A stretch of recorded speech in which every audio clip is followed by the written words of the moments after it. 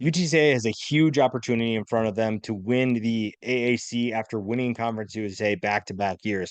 And it's not going to be easy, but the 10 guys they have returning here that we'll talk about today will make life very easy. Now, the first thing we have to talk about, the defense is going to play probably the bigger role in that than the offense. And that's not because the offense isn't good. It's because the defense plays such a bigger role in terms of being that X factor. And with the struggles they had last year, it's going to be huge when you face tougher competition. Nick Booker Brown will have an opportunity to make a big impact on the edge. You look at TREY and what he's able to do on the edge. Someone on the other end of that has a great opportunity because teams will focus on more. They will try to take everything away from him, and that opens up things for Booker Brown to have one-on-one matchups. And last year, 6 tackles for loss and 3 sacks. That shows you he can be a productive player, that he can be a disruptive player for this defense. It's just a matter of being able to make things happen. He is someone that people won't focus on. He is not in the spotlight, but he will be in the spotlight if he's able to be a menace on the edge. Now, another guy that fits that category, but on the offensive side of the ball, Oscar Cardenas has been a productive tight end for UTSA for a while now. Honorable mention All Conference USA last year, 438 yards, 2 touchdowns, an absolute unit of a player, someone who is a big guy and has pretty good hands for a big guy. I think that's one of the things that shocked me the most when I wasn't familiar with him is this guy looks like he would struggle catching the football, but he's got soft hands. And that's huge for an offense that features 2 good wide receivers. Even with the loss of Zachary Franklin, they still have plenty of talent to make a good run in the AAC, even compete for a conference championship. And Oscar Cardenas is a guy that will be an X factor, maybe sliding under the radar where people don't pay attention to him, but could do some damage because of that.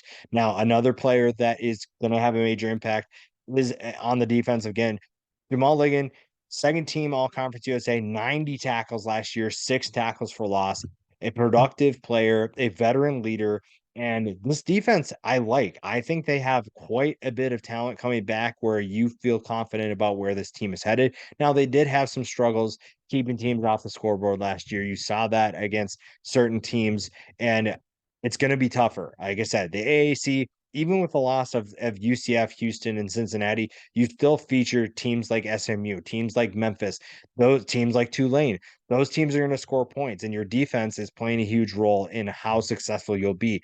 Now, that is going to have a major impact on what your success looks like, and what this defense does will impact how successful this team is and if they can compete for an AAC championship. Brandon Brown is another player that is going to fit into that role. The nose guard was a first team All Conference USA selection. Now, being first team All Conference USA and being first team AAC are completely different things. Conference USA is going in a bad direction, and the AAC was going in a good direction. They're still fine, but it's still night and day between those two conferences. Brandon Brown can be maybe not a disruptive player. 6.5 tackles for loss is pretty good for a nose guard, but he's going to be more of that holding up 2 blockers, 1 or 2 blockers, creating blockages in the running lanes.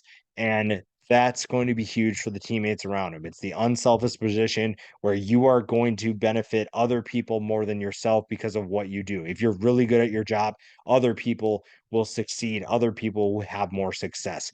And that's going to be the story of this defense is who is going to be unselfish, who's going to provide depth, and who's going to step up.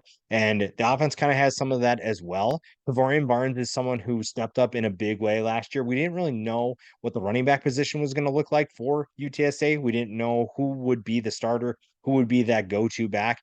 And it's pretty obvious that Barnes is that guy this year. 845 yards, 6 touchdowns last year. Someone who we all know what the passing attack can do. We all know what this offense is known for. If the rushing attack takes a step forward, it doesn't matter if Zachary Franklin is gone. I think this UTSA offense still will be a nightmare for a lot of AAC teams. And even though they haven't played them, UTSA, I mean, they played Houston last year and they gave them all they could handle. I think that bodes well for them coming into this year. And if Barnes can take a step forward, you're looking at a team that'll be very successful. Now, a guy who takes on a bigger role in 2023 is wide receiver DeCorian Carts. Speaking of Houston, former Houston commit, second team All Conference USA last year. He had 741 yards, 3 touchdowns as the third string receiver, the third option for Frank Harris. That is huge. Now, it helps that you throw the ball as much as you do as UTSA does. But still, you have to be productive. You have to be able to put that into good use. And Clark was an extremely talented player for them, extremely productive. And now he takes a step forward because Franklin is gone. He will be the number two guy, maybe even the number one guy. That is something we don't really know yet, but that's something that could happen. That's really exciting. Honestly, I think that this team is just fine, even with the loss of Zachary Franklin. Yes, it's going to hurt, but I think that this offense is still in great hands because of the core players they have returning. Now, another guy who, if he could stay healthy this year, will play a bigger role is safety Rashad Wisdom. He is one of my favorite players in college football. He had a huge year 2 years ago. Last year, didn't play as much. And I think that if he can stay on the field this year, UTSA's defense will be back to what it looks like maybe in 2021. That's really exciting. That is, again, we talk about the defense needing to take that step forward, the defense needing to be able to be more of a factor, be more effective. Rashad Wisdom will help in that regard. He is going to help the back end of that defense. We'll talk about another guy we mentioned earlier on the front end of that defense and what he's able to do. But for now, if Wisdom and that back end of that defense can slow teams down, they're going to be in good hands. Now, another guy who does take a step forward, we talked about DeCorian Clark. Joshua CEPHUS is another player who has a great opportunity in front of him. You look at 985 yards, 6 touchdowns as the second option last year. Now, Zachary Franklin, like I said, is gone. So Cephus and Clark have huge opportunities for them. They have the ability to take step forward and have the career seasons for both of them. And that's huge. If they're able to do that, I don't like the chances of other teams slowing this team down. I don't like what they might be able to do against UTSA because this team is so talented and so exciting, especially offensively. Then you're looking at a team that's really tough to stop. And honestly, I don't know how you're going to do that if Cephus and Clark can take steps forward. Now, another menace, but on the defense side of the ball, Trey Moore, outside of UTSA, Raymore came out of nowhere. 18 tackles for loss, 8 sacks. He was a menace on the edge. He was absolutely the most disruptive player on that team. And he is going to get a lot of attention. Teams are going to know who he is. They're going to slow him down as much as possible, which opens things. It's kind of like Brandon Brown. Bray Moore probably will not have the same productive year. He is not going to have as many opportunities to see one-on-one matchups. He is not going to be left alone. He is someone who will command attention, who will open things up for other players around him. And it comes down to how much depth this Roadrunners defense has. That is the biggest thing. Another guy who you kind of see the same thing. Everybody knows who he is. They know what he can do. They're going to try to slow him down. A little bit more difficult with the position he plays is Frank Harris. Frank Harris is one of the best quarterbacks in all of college football, not even just the AAC. He is one of the best in college football.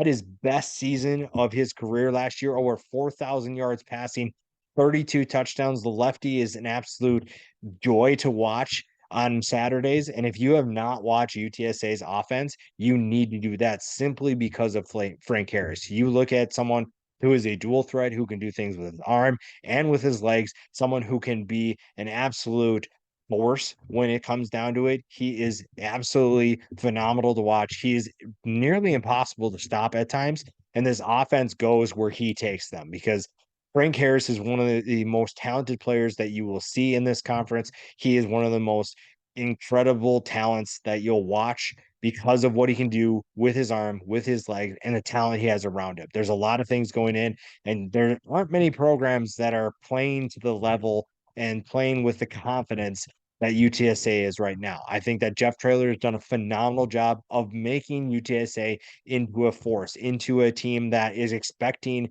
to win the AAC. I don't think that they are going into this conference thinking, let's just make a good statement. No, they want to make a huge statement by winning it all in their first year.